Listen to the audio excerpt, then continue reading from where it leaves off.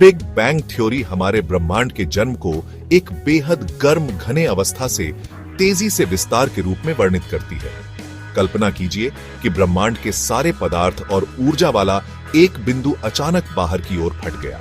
यह विस्तार आज भी जारी है, अंतरिक्ष के ताने बाने को खींच रहा है और आकाश गंगाओं को दूर धकेल रहा है। बिग बैंग के बाद पहले कुछ सेकंड में ब्रह्मांड मूलभूत कणों का एक अकल्पनीय रूप से गर्म और घना सूप था।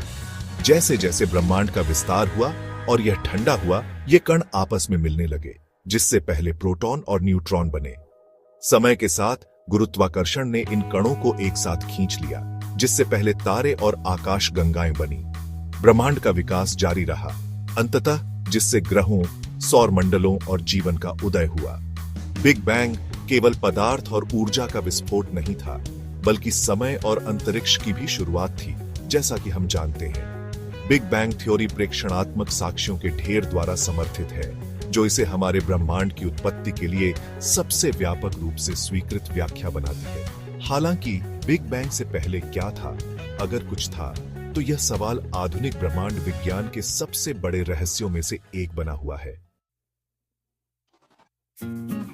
समय और अंतरिक्ष की शुरुआत की अवधारणा को समझ पाना मुश्किल है। समय से पहले क्या अस्तित्व में हो सकता था? कुछ भौतिक विज्ञानी मानते हैं कि बिग बैंग वास्तव में शुरुआत नहीं थी, बल्कि पिछली अवस्था से एक संक्रमण था।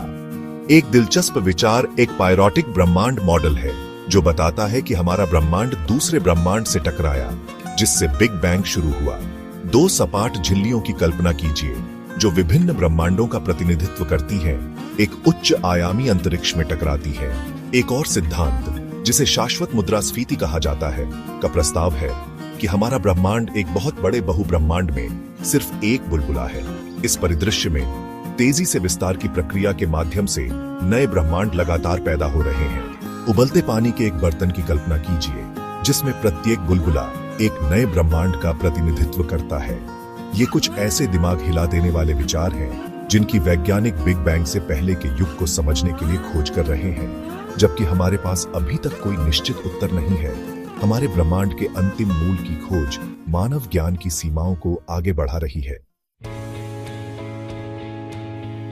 बिग बैंग थ्योरी सिर्फ एक अच्छी कहानी नहीं है, यह ठोस वैज्ञानिक प्रमाणों द्वारा समर्थित है। सबूत का एक महत्वपूर्ण हिस्सा कॉस्मिक माइक्रोवेव बैकग्राउंड रेडिएशन है, जिसे अक्सर बिग बैंग की आफ्टरग्लो कहा जाता है।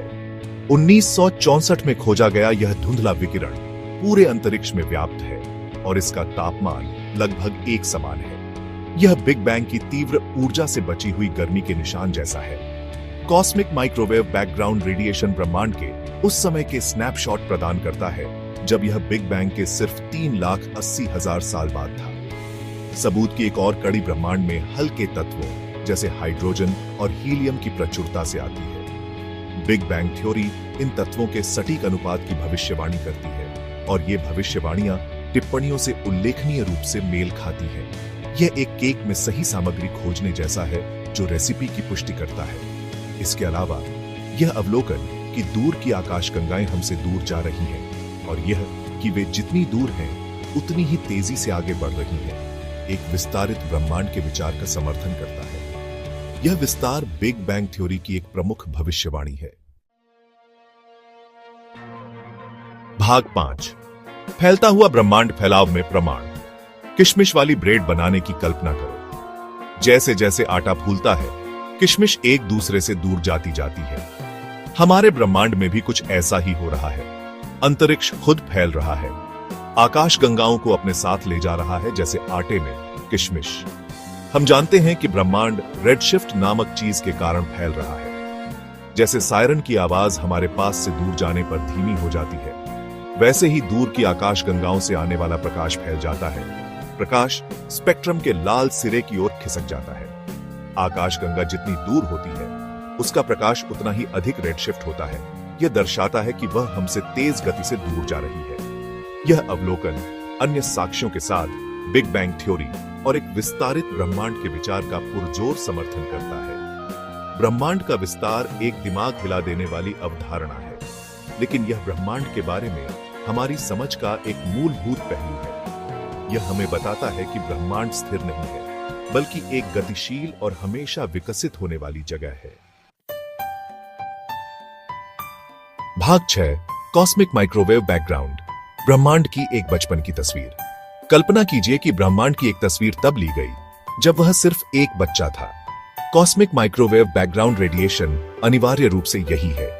यह प्रकाश की एक धुंधली चमक है जो पूरे अंतरिक्ष में व्याप्त है। यह विकिरण तब जारी हुआ जब ब्रह्मांड एटमों के बनने के लिए पर्याप्त ठंडा हो गया था। इससे पहले यह इलेक्ट्रॉनों के प्रोटॉन से जुड़ने के लिए बहुत गर्म था। एक बार परमाणु बनने के बाद प्रकाश अंततः अंतरिक्ष के माध्यम से स्वतंत्र रूप से यात्रा कर सकता था। कॉस्मिक माइक्रोवेव बैकग्राउंड रेडिएशन का तापमान लगभग एक समान होता है। ये उतार चढ़ाव उन बीजों की तरह हैं जिनसे अंततः आकाशगंगाएं और आकाशगंगा समूह विकसित हुए। कॉस्मिक माइक्रोवेव बैकग्राउंड रेडिएशन का अध्ययन करने से वैज्ञानिकों को प्रारंभिक ब्रह्मांड की स्थितियों की जांच करने की अनुमति मिलती है। यह ब्रह्मांड के शैशव काल को देखने के लिए समय में वापस देखने जैसा है। भाग 7 पहले तत्व, सरलता से जटिलता तक। बिग बैंग थ्योरी भविष्यवाणी करती है कि प्रारंभिक ब्रह्मांड अविश्वसनीय रूप से गर्म और घना था, जिसमें मुख्य रूप से प्रोटॉन, न्यूट्रॉन और इलेक्ट्रॉन जैसे साधारण कण होते थे। जैसे जैसे ब्रह्मांड का विस्तार हुआ और ठंडा हुआ, ये कण मिलकर पहले परमाणु बनाने लगे। इन एटमों में से अधिकांश हाइड्रोजन, सबसे सरल तत्व, उसके बाद हीलियम थे। लिथियम और बेरिलियम की थोड़ी मात्रा भी बनाई गई थी। बिग बैंग की क्रूसिबल में गढ़े गए इन हल्के तत्वों ने पहले सितारों और आकाशगंगाओं के लिए बिल्डिंग ब्लॉक प्रदान किए।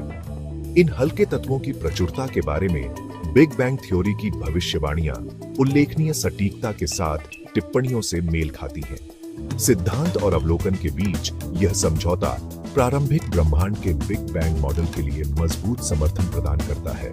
पहले तत्वों के निर्माण ने ब्रह्मांड के विकास में एक महत्वपूर्ण कदम चिह्नित किया। सितारों, आकाशगंगाओं और अंततः स्वयं जीवन के निर्माण के लिए मंच तैयार किया। भाग 8 ब्रह्मांड का भविष्य, हमेशा के लिए विस्तार। क्या ब्रह्मांड हमेशा के लिए विस्तार करता रहेगा या अंततः अपने आप में वापस ढह जाएगा? इसका उत्तर विस्तार के बाहरी धक्के और गुरुत्वाकर्षण के अंदर की ओर खिंचाव के बीच संतुलन पर निर्भर करता है। यदि विस्तार गुरुत्वाकर्षण पर काबू पाने के लिए पर्याप्त मजबूत है, तो ब्रह्मांड अनिश्चित काल तक विस्तार करना जारी रखेगा। समय के साथ ठंडा और गहरा होता जाएगा। इसे बिग फ्रीज परिदृश्य के रूप में जाना जाता है। दूसरी ओर, यदि गुरुत्वाकर्षण अंततः जीत जाता है, तो विस्तार धीमा हो जाएगा, रुक जाएगा और उलट जाएगा। ब्रह्मांड तब सिकुड़ जाएगा, अंततः एक उग्र बिग क्रंच में ढह जाएगा। वर्तमान में टिप्पणियों से पता चलता है कि ब्रह्मांड का विस्तार वास्तव में तेज हो रहा है, जो डार्क एनर्जी नामक एक रहस्यमय बल द्वारा संचालित है। यदि यह त्वरण जारी रहता है, तो बिग फ्रीज परिदृश्य अधिक संभावित लगता है। ब्रह्मांड का अंतिम भाग्य एक ऐसा प्रश्न है जो ब्रह्मांड विज्ञानियों को आकर्षित और चुनौती देता रहता है। इस ब्रह्मांडीय रहस्य पर अधिक प्रकाश डालने के लिए आगे के अवलोकनों और सैद्धांतिक प्रगति की आवश्यकता है।